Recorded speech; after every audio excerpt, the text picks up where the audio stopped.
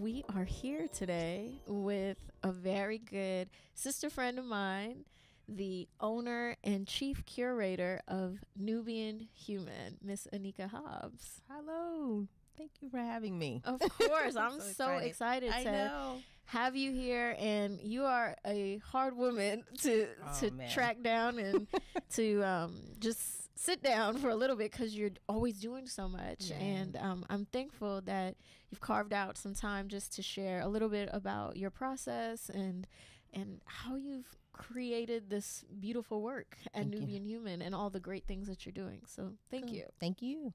Yeah. So I guess first, why don't you tell us like how creativity and art came to your life, because you do so many different things and so many passions, which we'll talk about. But how did art really find your life? I've always been a creative person. Back in the day when we used to read like Word Up magazine, I was the one that would have the whole bedroom full of like posters, and then I would have like dinosaur borders with dinosaur sheets and like just being creative, Legos. Like I was just so into crafting and creating ever since I was really young.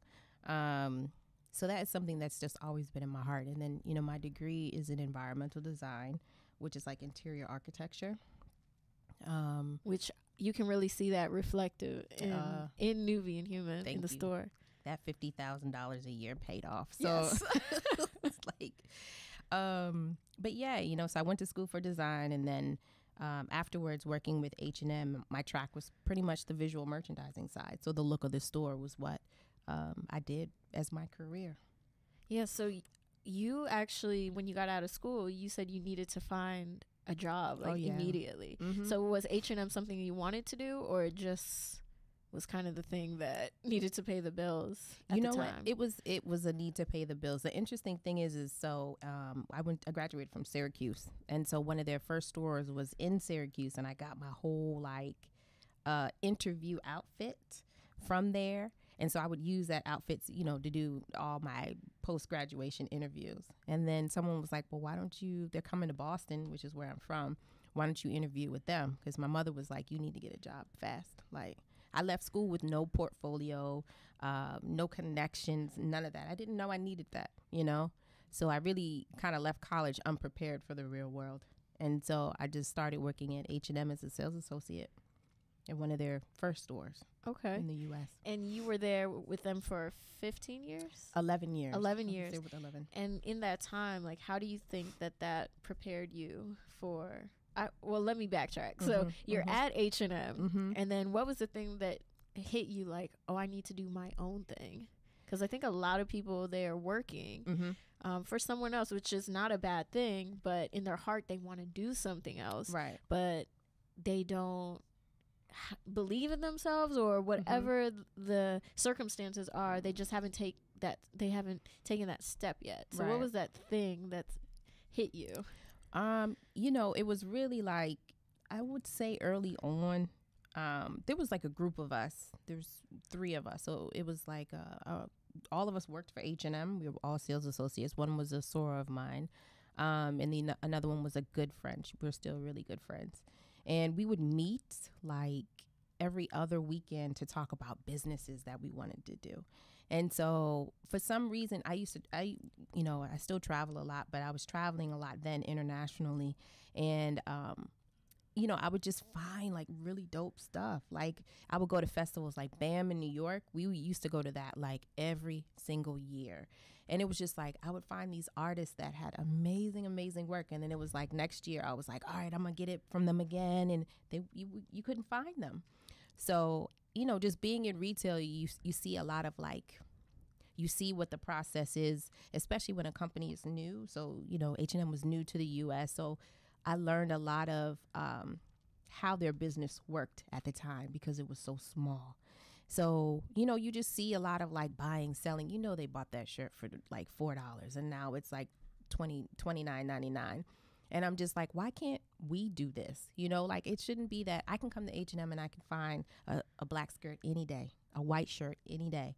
But when I want something that's unique or reflects people of color like me, you can't find it. on a day-to-day basis. So that's why I was like, I want to make my own store. So pretty much that's how it started. And we would just meet and talk about it, read books together, business books, and kind of just spawn from there. Yeah. Yeah. So when did you open Nubian Hueman? And what was that? I would say, what was the first 2 years like? Well, okay. So the honest truth is that, I was taking classes like the whole time I was working, which was business classes, retail classes, which was a complete conflict of interest. So I couldn't even tell them like I'm taking a class. So I was learning the whole way through, and I was studying the hell out of H&M as well, because they have like books you read. They were, you would learn their cycle of campaigns. And because, like I said, the company was so small, the country manager knew your name. So it was just like I was banking everything that I was learning from them. And then it was like once I left in 2012, I left on a Friday. That Saturday, I was in Richmond vending at an event. But I started really small. Like, I think everybody thinks like, oh, you just busted open these doors and people started buying. No. We did like a full year of I did a full year of just vending just to get the name out in the area. And I literally started with like nothing, like a box that a really pretty box that I'd gotten from H&M. And I hung earrings in it that I made that were not great. They were not. It was literally like feathers, like glued together with a hook. People loved them. And these other ones that I would wrap fabric around, and people still have them, which is crazy. But I started just that small. I had like probably like maybe 20 pairs, and I would just travel around with my stuff. And then in 2013, we opened doors at the Anika Art Center. And the interesting thing is like there never was anything in me that said I couldn't do it, because my job at H&M was pretty much, there was a certain period where all I did for like 2.5 years was travel to open stores. So I would spend 2 weeks in Chicago, then 2 weeks in Toronto, then I'll be 2 weeks in, Maryland, wherever, just opening stores for them. So I learned that process. So opening wasn't the challenge. It was like staying open was the hard part. Yeah. Mm-hmm. And I mean, I guess even financially, thinking about, and it's interesting because a lot of artists who create businesses and brands around their artistry, people don't really understand the financial investment that we're taking on ourselves. We often talk about how we don't have support, or we have to work a 9 to 5. But then when you start to understand, well, we need to put our money into our craft. So without telling us all of your financial investments, was that a difficult process for you, especially as a woman of color? There's not a lot of support in terms of loans and venture capitalists who support women of color owned businesses. So what was that like for you? Well, I'll be honest. I mean, so one thing was, my dad taught me a lot about money. He was very good at like keeping his coins, very good at it. And living below his means, like my dad was the type of person who would like, he'll go to a car dealership, negotiate the hell out of a vehicle. And then, they'll sit there and they'll be like, all right, well, here are the loan information. And he was the type of person to be like, yeah, I'm going to pay cash. That was my dad. He wasn't rich, but he knew how to hold his money, like he shopped for his clothes once every probably 8 years. Oh, like, wow. I mean, my dad, you would be like, oh man, this man is rough, but he had money because he didn't spend it, So I learned a lot from that when I was working. And I saved like $40,000 cash, because also when I was working for H&M, like I said, I was traveling a lot. So we would get paid per diems. So, you could make like $100, $150 a day to pay for your meals and transportation. I didn't need it. Like we were staying in hotels. Hotels gave you breakfast. So why were you giving me breakfast money? So that would go to the bank. So, and also because when I became a district manager, I had such a huge district. So I had like New England. So I had all of those states, upstate New York. I would travel a lot. And then I had DC, Virginia, Maryland stores. So I would travel a lot. So I was still getting that per diem. I banked it for like 8 years. 8-9 years, I was just banking money. And when I left, that was the cushion that I had, was like, okay, I have this $40,000.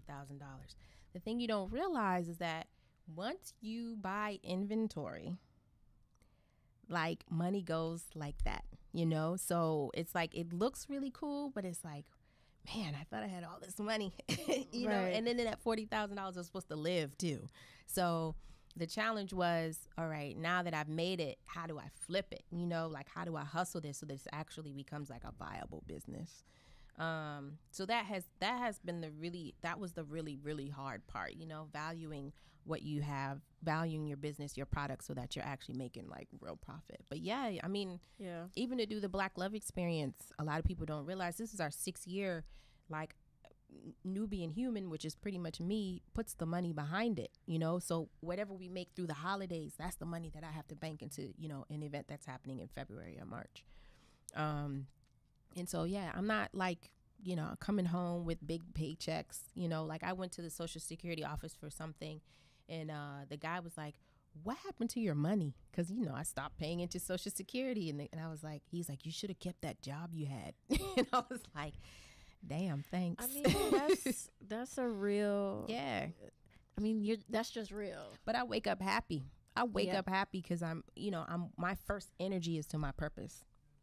You can't pay for that, you know, like you can't, there's no trade-off for that. So. Yeah. And I mean, what you're doing at Nubian Hueman and with Nubian Hueman and with the artists that are in your store, there's a social responsibility that you've curated into the store, that you're connecting independent artists of color, our products, and supporting Black businesses throughout the entire diaspora. So it's not even just in, you know, DC, but not even just America, but throughout the world. So how did that come about? How did you find those artists initially when you started? You know, I was following a lot of people. You know, Facebook, I think, was hot back then. So, you know, following a lot of people on Facebook, and the internet really makes the world small. It really makes you like connected to someone in an instant.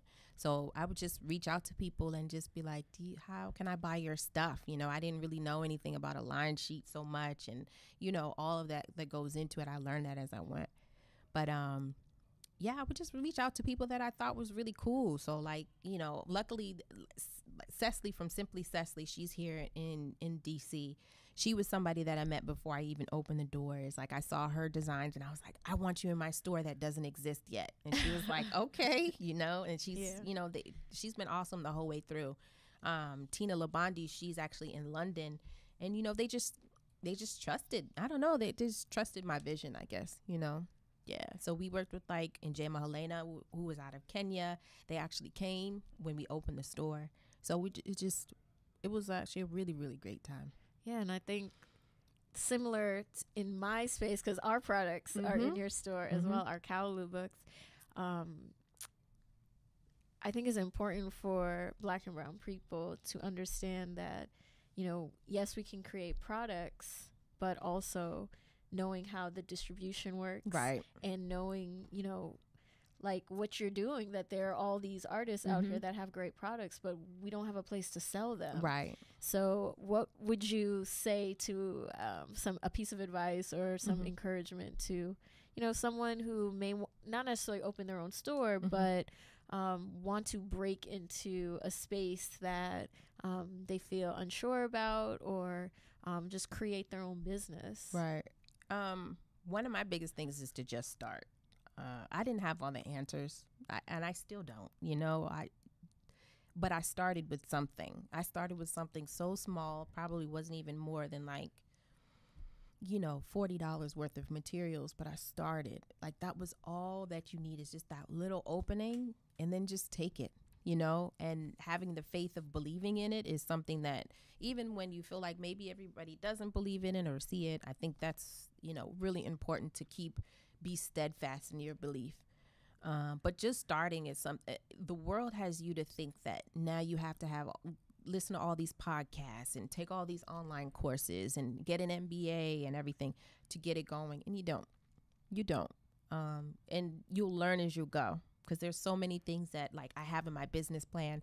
that I never thought would happen. I still haven't made my business. I mean, the joint is not done, and I haven't looked at it in 4 or 5 years. But I have a business plan, and the interesting thing is just that there's stuff that I wrote in.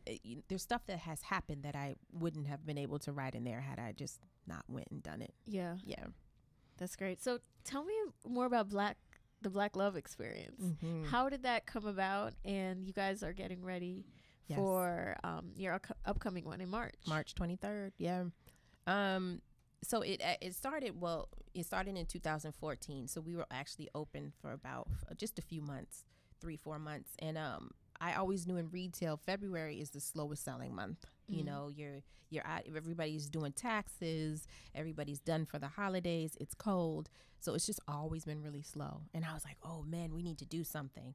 And so with Black History Month and Valentine's Day, I was like, what do we do? Like a Black love thing, but it doesn't necessarily have to be like, love, but it can just be the overarching umbrella of love. So we just had probably at the time we had about 4 vendors and a DJ, and that was it. Like my mom was even passing out past hors d'oeuvres and stuff like that. And it was just folks coming together, and we probably had like a couple hundred of people, which was cool. Really dope, actually, being only open for a few months. And then every year it kind of grew. So we got team members. So Anika Hobbs from Little So-So Production, she actually was, came to Nubian Hueman the day we opened. And she was just like somebody who just was like, I want to work with you. And I was like, okay. And she's just been amazing. She does our programming. This is our 6th year. And every year has grown. So last year we had about over 1,500 people. Oh, I remember being there. I was like trying to get through it. The year before, it was less people, but every year is getting more. And this year, you guys are at the Arc. We are at the Arc. The Arc has been and Building Bridges, which is responsible for the 11th Street Bridge project, has been huge supporters of Nubian Hueman. And so they knew we needed more space. And so they were like, well, why don't you bring it to the Arc? Because we were committed to keeping it southeast. We want people east of the river. So they invited us over. They've just been super supportive. So so like the goal is 3,000. Buy your ticket, blackloveexperience.com, but 3,000 is the goal this year. Yeah, and I love how you're just always reinventing yourself. I love how you're always reinventing yourself. Well, so we're going to talk about that. Yeah. Yeah. I mean, but I think it's just being very in touch with your own artistry and who you are, also being a leader. You have staff and you have people working with you that you can't get stuck just doing the same thing. So I mean, now Nubian Hueman, you guys with Black Love Experience, you have events, but also in the store. So you just recently had Esperanza Spalding and Yo-Yo Ma that I came to. That was amazing. Yeah. You got lucky. You got a front row seat. Right. Yeah. Right. So, I mean, how is that something you're consciously thinking of, just reinventing, or what that means to you? Or is it just kind of an organic process? It's a bit of both. It's like you just don't want to be stagnant. You want to stay as relevant as possible. One of the biggest things is having a pulse on what people need and being able to fill that need. So that's something that's really great. And then also for us, I think one thing that helps us stay relevant are the artists that we work with. Like they just create really dope stuff that people want. They understand the market that we serve. So I think that has really helped with keeping us afloat, keeping us alive, and energized. Too. Yeah, and I mean, everything is very community driven. So thank you for that, of course. Crafting and curating a beautiful space. I think the next thing Nubian Hueman needs to do, coffee, like a little coffee shop. Oh, I would love in the store, and then people just come in and chill. Yeah, I would love to. Because I could be on that couch all day if I could. So we have a game that we like to play here. Okay. And my iPad died, so I'm going off the brain. So tell me if I forget things, but we're going to open it up to everybody in the room. So it's just trivia. I'm gonna ask you either or. Okay. And tell us what you like. Okay. And we'll probably judge you. Oh. Or agree. Okay. So I'm not here for likes, right? I'm not here right. We'll start off simple. Coffee or tea? Coffee. Dark, black? Like, how do you drink your coffee? Oh, a tall soy, no whip, white mocha. Oh. She knew that. Okay. I'm just drinking, like, regular coffee with some brown sugar, almond milk. Okay. It is. It is. It is. It tells you a lot about a person. Okay. I don't mean I don't really drink coffee, but if I had to choose between coffee or tea, yeah, I want that latte. That's why we friends. Okay, Nicki or Cardi? Oh man, Cardi. I've never been a Nicki fan, and I'm not a Cardi fan either, but she does have a realness about her that the black Barbie doll just ain't got. That's what we were just talking about. That just, you know, as an artist, over time, growth is necessary. So I feel like that Barbie thing is played out. Yeah. Although Darius is. I just like the way she looks. I mean, I get it. I think look wise, I would probably say Nicki, but Cardi's realer. Yeah. Oh, okay. Fresh Prince or Martin? Show? Yeah. Or like comedian? The show. Dang. And I just watched Martin last weekend.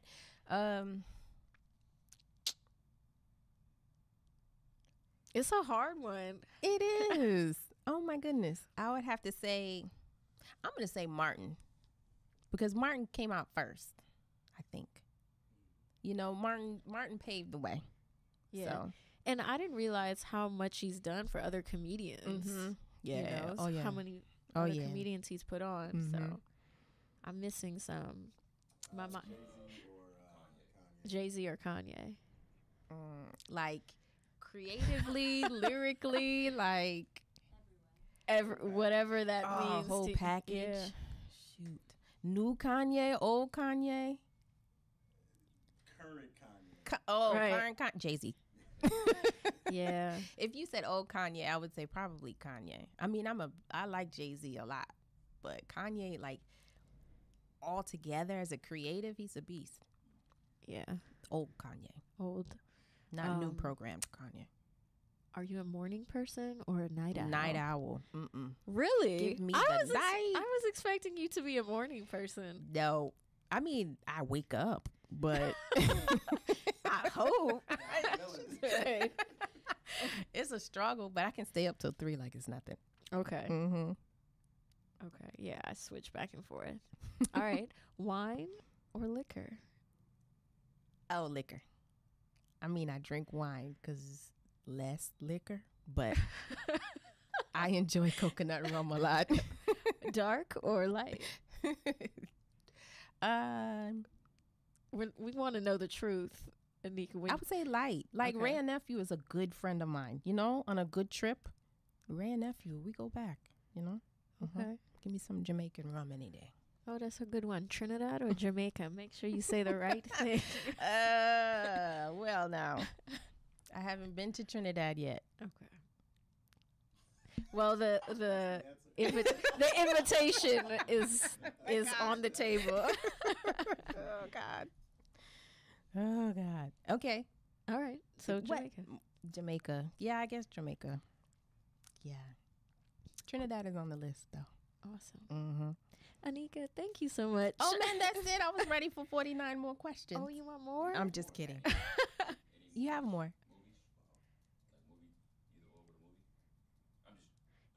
Oh, like which movie? Or what about TV or film? Which I like better? Do you prefer to watch TV or you prefer movies? That's a hard one. I like film though. Like action is amazing. Like watching an action scene is so dope. Like when you watch it for like the nuances, it's pretty amazing. Yeah. And how much goes into like blowing up and flipping a car and stuff like that. I really love that. I like that. I love to see the behind the scenes of how all of that is being shot, because then when you see like the camera guy is hanging outside the window and there are 3 people hanging with them, and everything is just on. Yeah. You know, there's like and they're helicopter. riding on the belt. Yeah, like trying to get that spot. Yeah. And there's somebody yanking. Secretly to want that job. Yeah. That's pretty dope. Yeah. Yeah, between that and like a spy. I would love to have those. I really want to be a ninja. That's a great question. If you weren't doing what you're doing now, what's another career that you were thinking about? Ninja, like it's Ninja. You know, I really do want to be an architect. I still want to do it.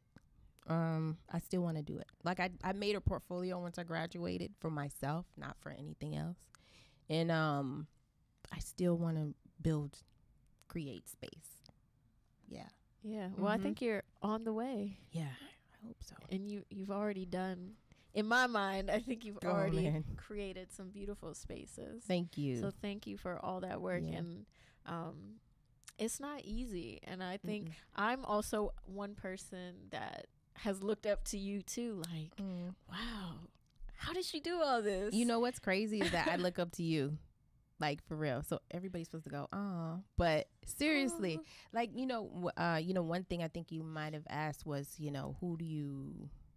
what's this interview? Like, who inspires you? Yeah. And, my answer was, people who constantly reinvent themselves, who know how to pivot and stay true to who they are. And you're one of those people. So, just like, learning Callaloo, how you promote yourself, how you promote yourself as a woman, as a brand, and how you take stories and you create them into shows and clothing and just so many things. It's just like, wow, like how does she come up with this and create the space, and then also the community that you've built around you to make that happen. I think that's something that, like, I watched that. I cannot get like a post out on Instagram, but Marjuan's like, oh, I'm coming through. And it's like snaps. And then for like 2 weeks, she's like, we're at Nubian Hueman, and that's amazing. Anika, I just trick people. That's what it is. I'm not good at tricking people. I mean, I think for me, there was just a time where I was really unhappy and I was frustrated and I wasn't being true to myself in terms of being a storyteller. I was doing what everybody else wanted me to do, and at one point I just said, I'm gonna do this and I'm gonna figure out how to do it. And I just use my resources, and I think that's the thing that I'm hoping with this podcast, that people understand that you just have to start, you just have to do it and use what you have. No one is going to give you that $10,000 loan. You can't expect that. So if you save $20 a week, at some point you'll have enough, right? And and everybody's journey is different. So thank you. I really, that's why I said, we need to share your story. So I mean, if you want me to come and interview you, I would love to. But like I said, like, just seeing how you've done in the process of getting a book printed, and the whole, and writing it, and just also talking to your team about the story behind it, like Nabi talking about how he learns about Gullah culture and how you learned about Gullah culture, and being so thorough with that. And you also do Puerto Rico, so you do Trinidad, so it's just like I can so respect, it's not just writing stories, it's history, and building futures at the same time, and entertaining people at the same time. So that's why I was like, man, anything Marjuan wants me to do, we're down. We're down, because you're just really dope. Thank you. So. And I really want Black and brown people, adults and little people, to see positive images and a reflection of who they are and our culture. Because I mean, I was a Black Studies major in college, so to learn all of this academic knowledge, I just kept thinking, how can I integrate this into my art, into my passion in a way that isn't stale, but it's entertaining, and people are learning from it. And I'm constantly learning too, from my elders and all the places, just traveling.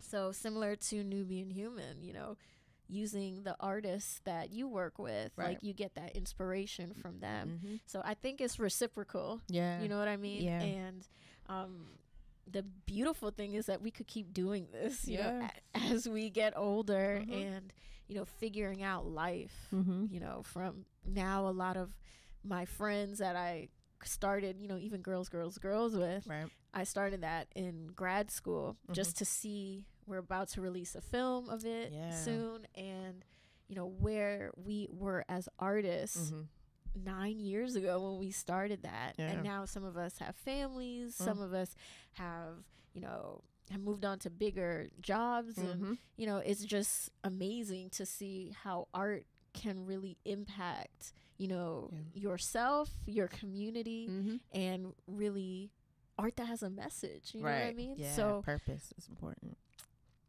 So thank you. I don't think this will be the last conversation we have, but I'm glad that we were able to get you in for a little bit. Cool, thank you. So please follow, if you want to share your social media, and then one more time about the Black Love Experience. So follow us on Instagram, Twitter, Facebook at Nubian Hueman, and it's NubianHueman. Also NubianHueman.com. And we have the Black Love Experience, which is a night of Black excellence. I mean, it's for real. Amazing. The wine is Black. Like the people who print our flyers are Black. Like everybody's just, it's Black. It's so Black. Blackity black. It's the blackest thing. Yeah, and it's in Southeast. So, you know, but March 23rd, and you can go to blackloveexperience.com to find out more information. Early bird tickets actually end today. So get yours before they go up. But it's definitely worth it. Yeah. Yes, Year 6, we're dropping, like, everybody involved. We can't say yet. February 1, we're dropping who's involved. So it's major, I'm telling you. We got folks coming from New Orleans. We got folks coming from New York. Like, DC is, of course, in here strong. Like, I'm telling you, get your ticket. Come through. Oh, you heard it. Get your ticket. Yeah. Telling you. Thank you, Anika. Oh, thank you.